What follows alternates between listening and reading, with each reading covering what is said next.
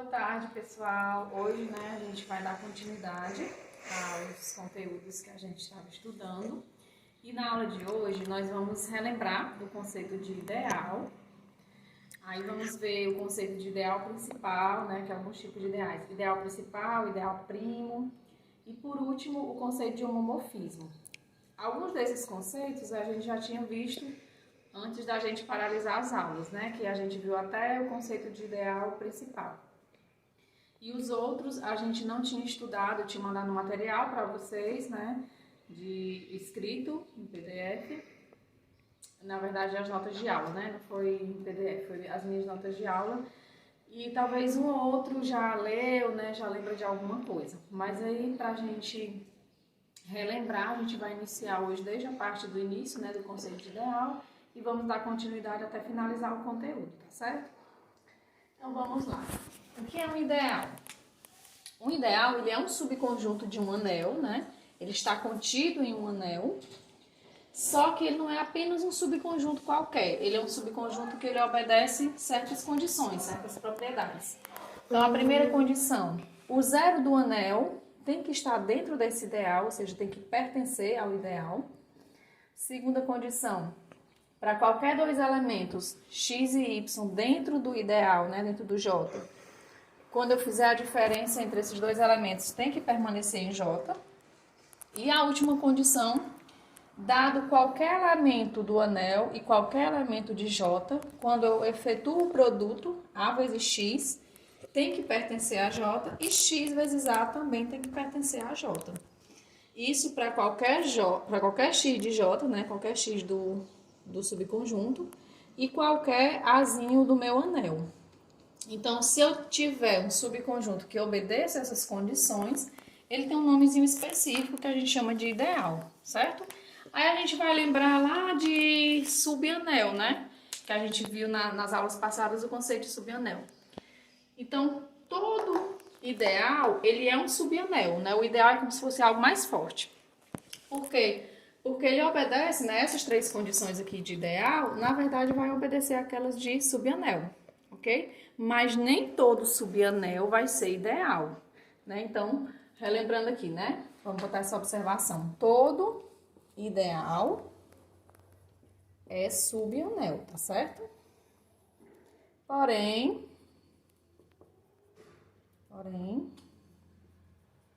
nem todo subanel é ideal. Porque quando a gente viu o conceito de subanel, a gente tinha essa primeira condição também, A gente tinha essa condição aqui. E a terceira condição lá era o produto de de dois elementos dentro do subconjunto. E aqui é mais forte, Aqui é um elemento do anel, um elemento fora do subconjunto e um elemento do subconjunto. Vai. Então, a diferença está exatamente aqui, Nessa terceira condiçãozinha aqui. Que no subanel a gente tem o produto de dois elementos dentro do próprio subanel, do subconjunto. E aqui não, aqui a gente tem um elemento do anel e um elemento do subconjunto.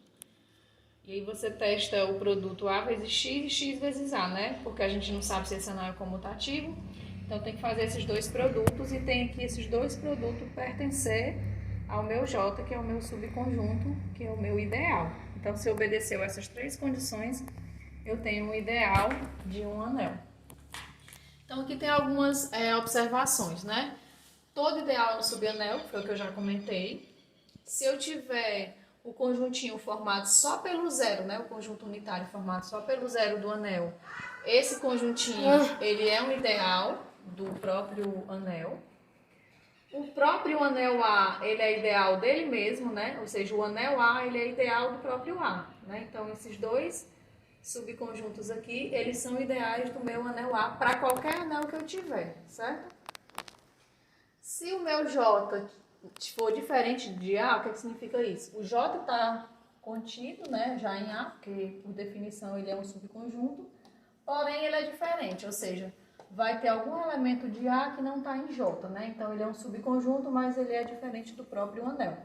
Quando isso acontece, a gente usa esse termo de ideal próprio de A. Então, se por acaso vocês escutarem esse nome em alguma questão, né, em algum exemplo, alguma coisa desse tipo, significa que ideal próprio é um ideal de A, né, que está contido em A, claro, só que ele é diferente do próprio A, ou seja, tem algum elemento de A que não está em J, certo? É só uma denominaçãozinha a mais.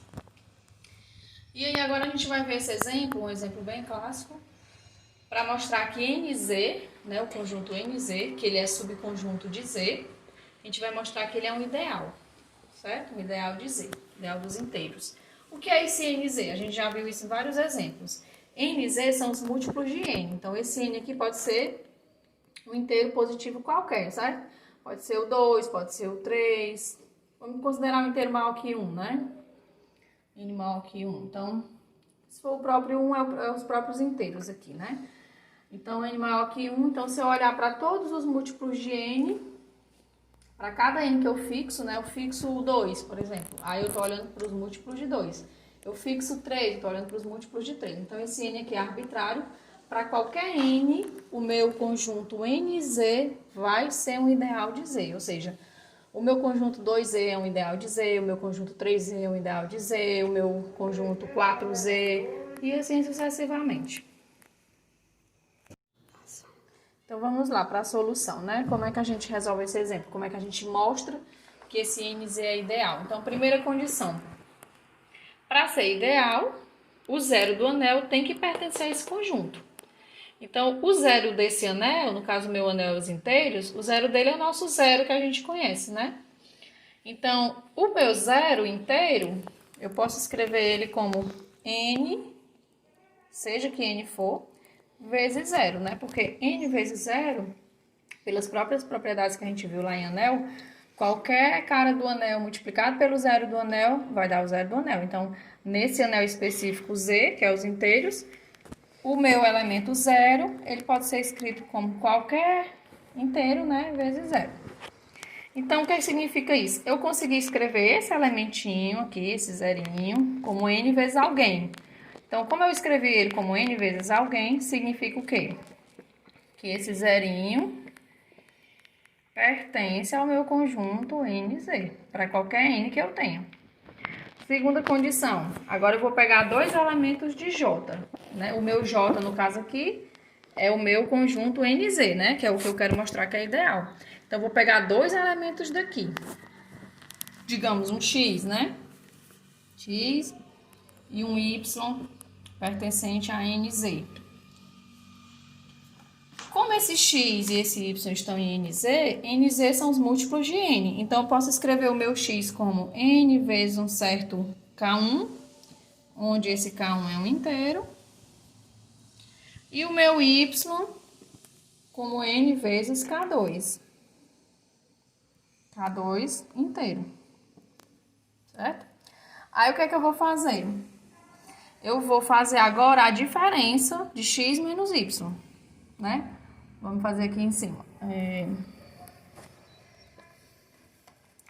Vamos lá. X menos Y é quem? É NK1 menos NK2. Só que aí eu posso usar a distributividade aqui, né? Isso fica NK1 menos K2. Com a diferença aqui, né? A distributividade com a diferença. A gente já viu que essa propriedade é válida também quando a gente viu as propriedades de anéis. Então, N multiplicado por esse inteiro, isso aqui é um inteiro, a diferença de dois inteiros é um inteiro, né? Então, eu estou dizendo que o meu x menos y, ele é escrito como N vezes um certo inteiro. Então, o que significa isso? Que o meu x menos y pertence a NZ. O que é que falta agora? Agora falta fazer o produto. Vou pegar um elemento do anel, que no caso é um elemento dos inteiros, e um elemento que é múltiplo de N. Vou fazer o produto desses dois e vou mostrar que esse produto vai pertencer a NZ, tá certo? Então, vamos lá.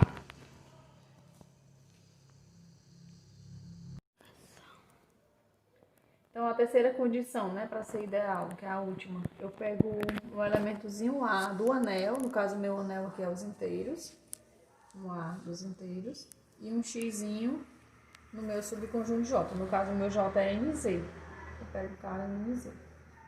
Aí eu vou olhar para o produto A vezes X e X vezes A. E vou verificar que esse produto pertence a NZ.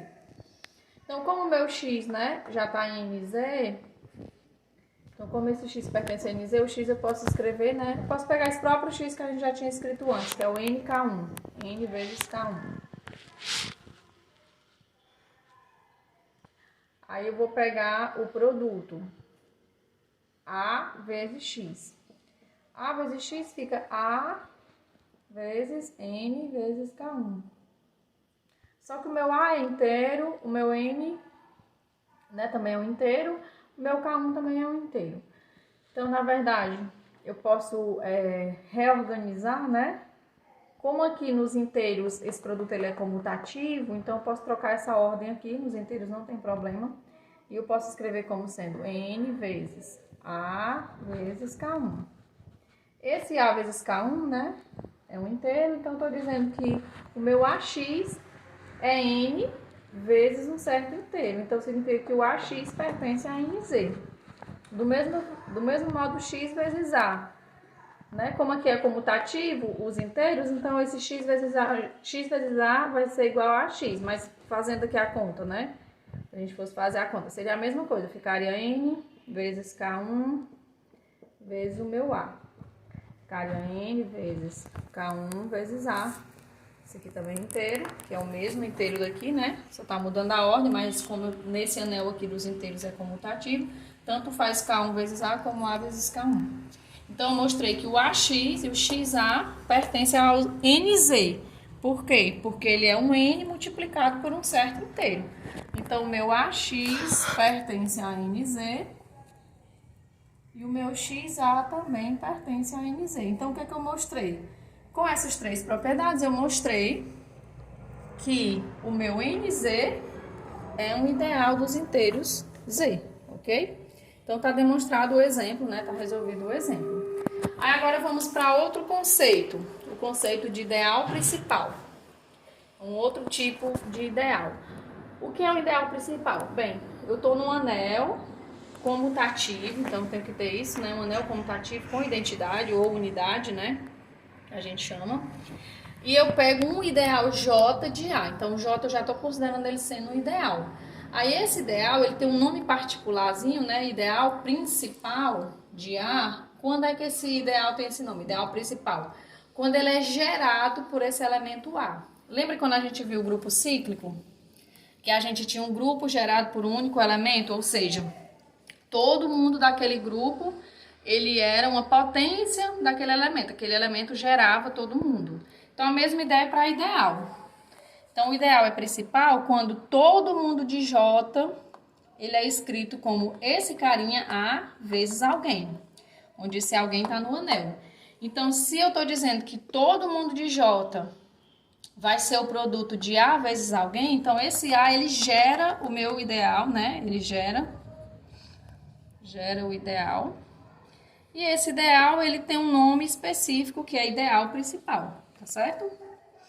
Aí aqui tem uma observação, né, que eu acho que eu demonstrei em sala para vocês. É uma propriedade, pode ser visto como um teorema, né, como uma proposição.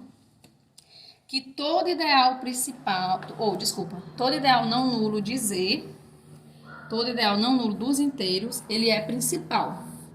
Então, todo ideal não nulo dos inteiros, ele é principal, ou seja, todo ideal dos inteiros, ele é gerado por algum elemento. E quem é esse elemento? O elemento é o menor elemento positivo dentro daquele ideal. Por exemplo, vamos entender isso melhor. Eu estou no ideal NZ, a gente acabou de mostrar que isso aqui é um ideal, né? Isso aqui é um ideal não nulo de Z, dos inteiros. Aí, digamos que esse N seja 2, né? Vamos dar um exemplo, 2Z. Então, eu estou dizendo que esse 2Z ele é principal. Por que ele já é principal? Porque, por essa propriedade, eu já estou dizendo que todo ideal não nulo dos inteiros é principal. Nós já mostramos que isso aqui é um ideal dos inteiros, né? Para qualquer N. Então, o 2Z, o 3Z, o 4Z, 5Z, 6Z, todos eles são ideais porque a gente mostrou para qualquer N. E a gente já tem nessa propriedade que todo ideal dos inteiros é principal. Então, o 2Z vai ser o ideal principal, o 3Z vai ser o ideal principal, o 4Z vai ser o ideal principal. Em geral, qualquer NZ vai ser o ideal principal. E ele é gerado por quem? Pelo menor elemento. Então, se eu estou aqui, menor elemento positivo, né? Se eu estou aqui no 2Z, aqui são todos os múltiplos de 2. Então, quem é o menor múltiplo de 2 positivo? É o 2. Eu estou no 3Z. Quem é o menor múltiplo de 3 positivo? É o 3. Eu estou em 4Z. Quem é o menor múltiplo de 4Z positivo? É o 4, certo? Então, esse caso, esse aqui é gerado pelo 2, esse aqui é gerado pelo 3, esse aqui é gerado pelo 4. E, em geral, né, vai ser o gerador do NZ, vai ser o próprio N, que vai ser o menor inteiro positivo, tá certo? Agora vamos para a definição de anel quociente, né? A gente viu lá na parte de grupo a definição de grupo quociente. Então, análogo a isso, né, a gente vai definir o que é o anel quociente. Eu tenho um anel e um ideal. Então, eu defino agora esse quociente A, né, quocientado com I. Quem é A quocientado com I? É formado por todas essas classes, né, essas classes laterais. À direita, né? Pode ser à direita ou à esquerda, que eu estou representando à direita. Então, eu estou olhando para todas as classes I mais X, a gente representa assim, onde o meu X vai variar em todo o meu anel. Então, a partir dessa definição, né, desse conjuntinho aqui, eu defino essas duas operações, a operação de soma de classes e a operação de produto de classes. Como é que eu faço a soma dessas duas classes? Eu repito esse I, né? Coloco esse símbolozinho de mais da classe lateral. E esses elementos eu somo o meu x1 com o meu x2. Então, eu represento dessa forma. Então, a soma dessas classes vai representar nessa nova classe. Analogamente, o produto. Como é que eu somo essa classe lateral, né? Como é que eu faço o produto dessa classe lateral com essa classe? Então, eu faço o produto do x1 com o x2, né? E eu escrevo assim, I mais x1 vezes x2. Então, com essas operações, esse meu conjunto, ele passa a ser não um conjuntinho qualquer, mas ele vai passar a ser um anel também. Ele vai obedecer todas aquelas propriedades de anéis. E eu chamo esse anel de anel quociente. Aí vamos ver uma observaçãozinha aqui, ó. Se J é um ideal de A e X é um elementozinho do anel a gente tem a seguinte propriedade, que a gente também demonstrou isso aqui lá na parte de grupos. A gente definiu essa propriedade, a gente explicou essa propriedadezinha e demonstrou, né? J mais X é igual a J, se somente se o meu X pertence a J. Ou seja, se eu tiver um X, né? O X é um cara qualquer do anel. Mas se esse Xzinho já tiver dentro de J, já pertencer a J, então essa classe lateral J mais X é o próprio ideal J, certo? Então, isso é se somente se. Se o meu X já pertence a J, essa classe é o próprio J. E se isso aqui acontece, essa igualdade acontece, então o X pertence a J, se somente se. Então, depois vocês tentam justificar, né, tentam demonstrar, utilizando o que a gente demonstrou lá na parte de grupos, né, utilizando a mesma ideia. Agora, vamos para esse exemplo. Determine os elementos do anel quociente Z quocientado com 4Z. Então, isso aqui é um anel, que a gente acabou de definir, anel quociente. Eu quero saber quem são os elementos desse anel. A gente sabe que os elementos de um anel quociente são classes laterais, né? Então, primeiro, esse 4Z, que é o que está aqui embaixo, ele é um ideal, a gente já mostrou anteriormente, né? Há pouco tempo a gente mostrou que NZ, para qualquer N, é um ideal. Então, 4Z é ideal de Z. Ele é um ideal, e é um ideal principal, né? Também, que a gente também acabou de verificar aqui. Todo ideal não nulo de Z é um ideal principal. Então, esse aqui é um ideal principal de Z, o meu 4Z. E ele é formado por todos os múltiplos de 4, certo? Então, quem é que está em 4Z? Todos os múltiplos de 4. E aí, eu quero saber quem são essas classes laterais, né? No caso, as classes laterais de Z quocientado com 4Z, vai ser como? Vai ser uma coisa do tipo 4Z, né? Mais um elementozinho X aqui, né? Onde esse meu X... ele vai variar em todos os inteiros. Então, os elementos, né? Os elementos de desse anel quociente, Z, quocientado com 4Z, são da forma 4Z, que é o meu ideal, né? Mais o meu X, onde esse X vai variar no anel. Então, o X vai variar no anel dos inteiros. Aí, olha só, a gente sabe, né, por outro lado, a gente sabe que todo inteiro, pelo algoritmo da divisão, todo inteiro ele pode ser escrito como quem? Ou seja, todo meu X, todo X inteiro, ele pode ser escrito como 4 vezes um Qzinho, que é um Q inteiro, mais um certo resto. E esse resto vai variar onde? O meu resto, ele é maior ou igual que 0 e menor que 4. Ou seja, o meu resto vai variar entre 0, 1, 2 e 3. Ele tem uma dessas possibilidades. Então, todo inteiro, pelo algoritmo da divisão, ele pode ser escrito como 4Q mais R. Aí eu vou e substituo aqui para ver como é que vai ficar a carinha dessas classes, né? Então, como é que vai ficar essas classes? Vamos lá, vamos colocar aqui em cima. Então, essas classes vai ficar 4Z mais... Aí, o meu xzinho eu escrevi assim, ó. 4Q mais R, né? Escrevendo assim. Então, na verdade, isso aqui eu posso escrever como? Como a gente acabou de definir a soma de classes. Isso eu posso escrever como sendo 4Z mais 4Q, né? É essa classe, somada com a classe 4Z mais o meu Rzinho, né? Só que esse 4Q, ó, isso aqui é um múltiplo de 4. Esse elementozinho aqui, como fosse o meu xzinho, né? Isso aqui pertence a 4Z. Então, por essa observação que a gente acabou de ver, por essa observaçãozinha aqui, como o meu x está dentro do ideal, né? X está dentro de J, ou seja, o meu x aqui é 4Q. 4Q está aqui dentro desse ideal, do ideal 4Z. Então, essa classe 4Z mais 4Q é somente o meu 4Z, como se fosse mais 0, né? Ou somente 4Z, que é o próprio ideal, certo? Se quiser, pode escrever também assim, 4Z mais 0. Também é outra forma de escrever, né? Eu boto só 4Z ou 4Z mais 0, certo? Porque 4Z mais 0 é o próprio 4Z. E aqui eu posso escrever assim, né? 4Z mais R. Aí, esse 4Z mais 0 somado com a classe 4Z mais R é a mesma coisa da classe 4Z mais R. Só que o R está variando onde? O R varia de 0 até 4, né? 0, 1, 2 e 3. Que ele é só menor do que 4. Então, quem são as classes? Vai ser 4Z mais 0, que é a própria classe, que é o ideal 4Z. 4Z mais 1, 4Z mais 2 e 4Z mais 3, né?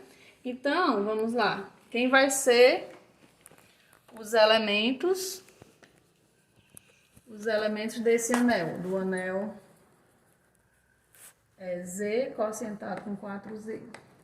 São exatamente as classes 4Z mais 0, se você quiser escrever, ou escreve só 4Z, né? Tanto faz. 4Z mais 1. A classe 4Z mais 2 e a classe 4Z mais 3. Pronto. Esses são os elementos do meu anel Z quocientado com 4Z. São formados por classes laterais, ok? Essa classe, né, é o próprio idealzinho aqui, que a gente representou assim, ou então bota mais o 0, como a gente escreveu aqui anteriormente. Tanto faz. Agora vamos ver o conceito de ideal primo. O que é um ideal primo? Ele já é um ideal, né? Por definição, já é ideal. E eu estou trabalhando aqui com um anel comutativo com identidade, certo? Para eu definir ideal primo, né? Então, o ideal J, ele é chamado de ideal primo quando ele obedece essas duas propriedades. Primeira, ele tem que ser diferente do próprio anel, né? O ideal, ele não pode ser igual ao próprio anel. Nesse caso aqui de ideal primo, a primeira condição que você vai verificar é essa. Ou seja, você tem que exibir alguém de A que não está em J, para você garantir essa desigualdade aqui. E a segunda condição? Que condição é essa? Você pega dois elementos do anel, um X e um Y separado do anel, cujo produto está no ideal. O produto está no ideal, tá? Não é os elementos que estão no ideal, é o produto. Se isso acarretar, se isso implicar necessariamente que ou X ou Y estão no ideal, então com essas condições o ideal é primo. De novo, para mim testar que o ideal é primo, Vanderlande, o que é que eu tenho que fazer? Primeira condição, exibir alguém do anel que não está no ideal, para poder garantir que o J, que o ideal J, é diferente do próprio anel. Segunda, pega dois elementos arbitrários do anel e o produto, você já vai supor que o produto está em J. Aí o que é que você tem que concluir a partir daqui? Que ou X ou Y, ou, tá? Não precisa ser os dois ao mesmo tempo. Também pode acontecer, né? O ou aqui não é exclusivo. Mas basta que um desses aconteça. Ou X ou Y estejam em J. Então, se esse produto está em J, implicar necessariamente que X ou Y está em J, então com essas condições o ideal é chamar de ideal primo. Aí aqui a gente tem algumas afirmações. Primeiro, aí eu dei um exemplo, esse ideal 6Z, a gente já mostrou, né, que ele é um ideal, NZ na verdade é um ideal, para qualquer N que eu tenho. Esse 6Z, ele não é ideal primo de Z. Quando eu digo que não é, então eu tenho que exibir alguma coisa que fure essas condições aqui, uma dessas condições, né?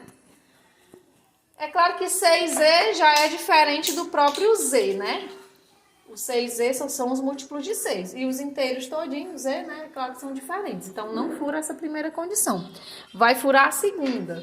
Por quê? Porque eu consigo um produto, ó, um produto de dois inteiros. Ou seja, esse cara tá no anel, esse cara tá no anel. Que no caso, meu anel é os inteiros. E o produto deles, ó, o produto é 6. Tá no ideal. Meu ideal é 6Z. Então, esse produto está no ideal, só que os dois separadamente, esses dois elementos separadamente, nenhum está no ideal. Ou seja, 2 nem pertence a 6Z e 3 também não pertence a 6Z. Ou seja, o que é que eu consegui? Eu consegui exibir o produto de dois números. Então, eu consegui um produto, né, desses dois números, o 2 e o 3. Esse produto resultou no 6, que pertence a esse ideal, porém, nem esse elemento pertence ao ideal e nem esse. E para ser ideal primo, eu teria que ter um desses dois, implicando, né, que um desses dois tinha que pertencer ao ideal, e nesse caso nenhum dos dois pertence. Então, furou a segunda condição para ser ideal primo. Então, eu justifiquei nesse caso que o ideal 6Z não é ideal primo de Z, não é ideal primo dos inteiros. Agora vamos dar um exemplo de que é 7Z, que são os múltiplos de 7, ele vai ser ideal primo de Z. Aí eu tenho que demonstrar aquelas duas afirmações, né? Primeira condição, né? Eu tenho que justificar que o 7Z, que é o meu candidato que é ideal primo, né? Ele já é ideal, né? Eu estou só justificando que ele vai ser ideal primo. O meu 7Z tem que ser diferente do próprio anel, que no caso é os inteiros Z. Por que é diferente? Basta exibir um elemento que está nos inteiros que não é múltiplo de 7. Aí a gente tem vários números que obedecem isso, né? Por exemplo, o número 3, ele está nos inteiros e não é múltiplo de 7, não está em 7Z. Aí, ok, primeira condição, ok. Segunda, o que é que eu faço agora? Eu pego dois elementos arbitrários do anel, tá? Do anel, não é do ideal. Então, eu pego dois elementos arbitrários dos inteiros, cujo produto, aí sim, o produto é que tá no ideal. O produto pertence a 7Z. Aí, o que é que a gente vai fazer? A gente vai, a partir daqui, garantir que um desses dois vai ter que pertencer ao ideal, ao 7Z. Ou seja, se o produto está, então eu vou garantir no final que um desses dois vai ter que estar em 7Z também. Então vamos lá, por quê? Ó, x vezes y, se ele está em 7Z, então ele é múltiplo de 7. Então eu posso escrever ele como 7 vezes k, onde k é um inteiro. Ou seja, em outras palavras, eu estou dizendo que o 7, ele divide o produto x vezes y. Mas 7 é primo. né? 7 é um número primo, então a gente sabe lá nas propriedades de teoria dos números, se um número primo divide o produto de dois inteiros, então ele vai ter que dividir um dos dois. Então significa que ou 7 divide x, ou 7 divide y. Ou seja, x é 7 vezes alguém, né? Sei lá, um Q1. Ou então, y é 7 vezes alguém, sei lá, um Q2. Uma dessas duas coisas acontece, né? Por que uma dessas duas coisas acontece? Porque eu estou dizendo que 7 ou divide x ou divide y. Se 7 divide x, então x é escrito dessa forma. E se 7 divide y, o y é escrito dessa forma. Então, se uma dessas duas ocorre, o que significa isso em outras palavras? Se eu estou dizendo que x é 7 vezes Q1, então x pertence a 7z, ou seja, é múltiplo de 7. Ou, se essa condição aqui acontecer, eu estou dizendo que y pertence a 7z. Então, o que é que eu mostrei? Eu peguei um produto de dois números inteiros, cujo produto pertencia a 7z. E eu garanti que, na verdade, um dos fatores do produto pertence a 7z. Então, você mostrou que 7z é um ideal primo de z. Primo de z.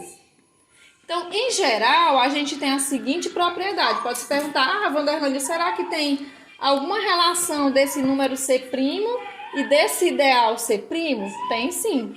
Tem exatamente uma propriedade, uma proposição que me diz o seguinte. Esse ideal aqui, ó, isso aqui eu já sei que é um ideal dos inteiros, a gente já mostrou isso. Então, esse ideal, ele é primo, né? NZ é ideal primo, se somente se esse N é um número primo. Ou seja, é uma relação bem interessante, né? Se esse númerozinho for primo, o ideal NZ é primo.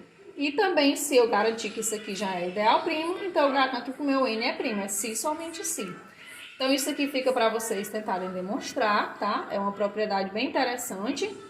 E aí, com vários exemplos a gente consegue, mas tente fazer a generalização, mostrar isso daqui para um N qualquer. A gente já fez para o caso 7, né? Aí você pode tentar fazer para o caso 5, para o caso 3, para alguns primos que você conhece. E depois tenta generalizar e mostrar essa propriedade para todo o N primo, né? No caso, NZ vai ser ideal primo se somente se N é primo.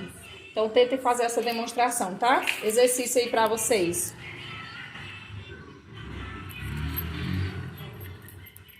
Homomorfismos de anéis. Assim como a gente viu a definição de homomorfismo de grupos, é análogo de anel. O que é que vai mudar? Lá em grupo a gente tinha só uma operação, né? Então a gente tinha que testar só para uma operação. Como o anel ele tem duas operações, então a gente tem que testar essas duas condições aqui. Eu tenho que mostrar que vale para a soma e que vale para o produto. Ou seja, a imagem de x mais y é a imagem de x mais a imagem de y. A imagem de x vezes y é a imagem de x vezes a imagem de y. Então, a diferença está aqui, né? Você tem que fazer para as duas operações do anel, certo? Então, nesse caso, se eu tenho uma função entre dois anéis, né? Eu estou chamando aqui o anel A e o anel A'. Se eu tenho essa função que obedece a essas duas condições, ela chama de homomorfismo de anéis, tá certo? Vamos ver um exemplo. A função definida de Z4 para Z10. E eu defino a função assim, f de x barra é igual a 5 barra vezes x barra, né? Ou seja, eu tô saindo aqui de Z4 para Z10, né? Ou seja, eu tô pegando aqui as classes, né? De o 0 barra, 1 barra, 2 barra, 3 barra. Tô pegando essas classes e tô levando nas classes de Z10, né? Que é de 0 barra até 9 barra. Então, como é que a função está definida? É 5 barra vezes x barra. Será que essa função é um homomorfismo? A gente vai mostrar. Então, vai obedecer essas duas condições. Aqui eu tenho a soma, né? Eu tenho que mostrar para a soma e tenho que mostrar para o produto. Então, vamos lá. F de x, vou pegar a primeira soma. Eu pego duas classes, x barra mais y barra. Então, como é que a função está definida? Isso é 5, é o produto 5 barra vezes o elemento que está aqui dentro. Como o elemento que está aqui dentro é x barra mais y barra, então vai ficar 5 barra vezes esse elemento aqui. Aí aqui eu posso usar a distributividade, né? Vai ficar 5 barra vezes x barra mais 5 barra vezes y barra.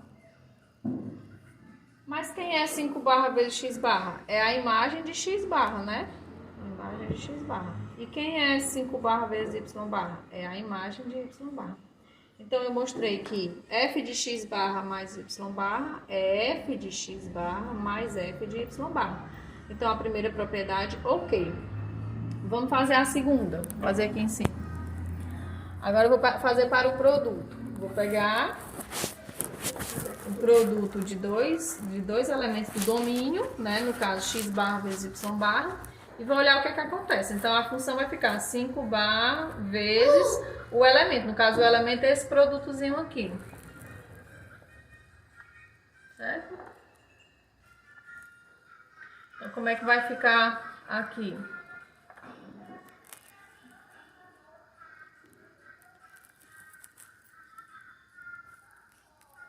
Vamos ver como é que vai ficar. Ó, ficaria assim, né? Barra vezes y barra. Aí agora, Vanderlande, como é que isso aqui vai ser a imagem de x barra, né? A imagem de x barra seria 5 barra vezes x barra. E a imagem de y barra seria 5 barra vezes y barra. Como é que só esses 5 vai se transformar no produto de 5 vezes 5? Sim, porque lá o contradomínio, né, o Z10, né? A gente está em Z10. Esse aqui é o elemento do contradomínio, né? Que é a imagem de alguém. Então, esse aqui está no contradomínio, está lá em Z10. Só que 5 barra em Z10 é a mesma coisa de 25 barra, concorda? Porque o que é 25 barra? São todos os inteiros que deixam o resto 25, no caso, na divisão por 10. Mas, no caso, resto 25, na verdade, é resto 5, né? Porque o resto só vai... No caso aqui, de 0 até 9, certo? Então, a classe 25 barra é a mesma classe 5 barra. Então, aqui o 5 barra eu transformo em 25 barra. Isso aqui é a mesma classe, tá? 25 não é igual a 5, tá, gente? Mas a classe 5 barra é a mesma classe 25 barra.